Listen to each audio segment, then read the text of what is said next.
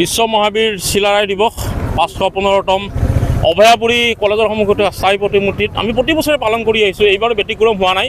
ৰাতিপুৱাৰ পৰা আমাৰ অনুষ্ঠান চলি আছে। ইতিমধ্যে পতাকা উত্তোলন আমাৰ হৈ গ'ল, চিলাৰায় প্ৰতিমূৰ্তিত মাল্যাৰ্পণ হৈ গ'ল, বন্তি প্ৰজ্বলন হৈ গ'ল, আইসকলে নাম প্ৰসংগ কৰিছে।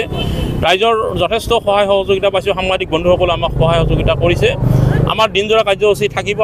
আমাৰ সন্ধিয়া আৰু বন্তি প্ৰজ্বলন থাকিব। আমাৰ আৰু কাৰ্যসূচী বিজিনিত আমি কাৰ্যসূচী লৈছোঁ। আমাৰ আক্ৰাছু আৰু সন্মিলিত ঐক্য মঞ্চৰ আমাৰ কাৰ্যসূচী আছে। ইয়াৰ পিছত আমি বিজিনিলৈকে যাম। সেইকাৰণে আমি ইয়াৰ পৰা কিছু সময়ৰ পিছতে আমি বিদায় মাগিম। আৰু আজি চিলাৰায় দিৱসৰ জন্মজয়ন্তী এই সময়ত কোচ ৰাজবংশীসকলৰ যিটো মূল দাবী আছিল জনজাতিকৰণ, সেইটোৰ কথা ক'ব। হয়, আমি ইমান দিনে কোচ ৰাজবংশীৰ যিটো মূল দাবী জনজাতিকৰণ আমি বহুত দিনৰ পৰা দাবী কৰি আহিছোঁ। চৰকাৰখনে কেৱল আলোচনাৰ নামত আলোচনা ভেক ভাওনা। ইমান দিনে কংগ্ৰেছে আমাক ঠগি আহিছিলে, বাৰে বাৰে নিৰ্বাচনী প্ৰতিশ্ৰুতি দিয়ে যে এইবাৰ আমি চৰকাৰ আহিলে আমি কোচ ৰাজবংশী জনজাতিকৰণ কৰা হ'ব। কিন্তু বাস্তৱ ক্ষেত্ৰত তেওঁলোকে আচলতে ইমানবোৰ ঠগবাজিয়ে কৰি আহিছিল। বিজেপিকো আমি একেই দেখা পাইছোঁ। আমি নৰেন্দ্ৰ মোদী ডাঙৰীয়া তুলুঙিয়াত আহি কৈছিল যে আমাৰ চৰকাৰ আহিলে আমি 6 মাহত জনজাতিকৰণ কৰা হ'ব।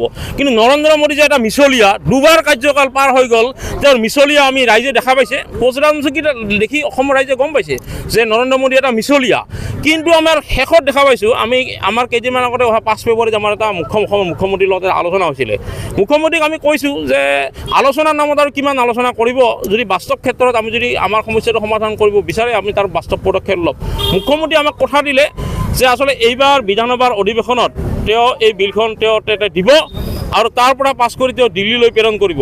আমি মুখ্যমন্ত্ৰীৰ কথাত যিহেতু ৰাজনৈতিকভাৱে এই সমস্যাটো সমাধান হ'ব, গতিকে ৰাজনৈতিকভাৱে যদি সমস্যা সমাধান হ'ব, গতিকে আমি আশা ৰাখিছোঁ মুখ্যমন্ত্ৰীক, আমি শেষবাৰৰ বাবে আশা ৰাখিছোঁ আজি বীৰ চিলাৰায়ৰ আজি এই দিৱসৰ পবিত্ৰ দিনত বীৰ চিলাৰায় প্ৰতিমূৰ্তিৰ সন্মুখত মুখ্যমন্ত্ৰীক আহ্বান জনাব বিচাৰিছোঁ, আপুনি যাতে বাৰে বাৰে আমাৰ লগত, আমাৰ কোচ ৰাজবংশী জাতিটোৰ লগত বাৰে বাৰে ধেমালি খেলি নাথাকে। আজিৰ পবিত্ৰ দিনত আশা ৰাখিছোঁ আপুনি যাতে অতি সোনকালে আলোচনাৰ নামত আলোচনা নকৰি বাস্তৱ পদক্ষেপ লয়।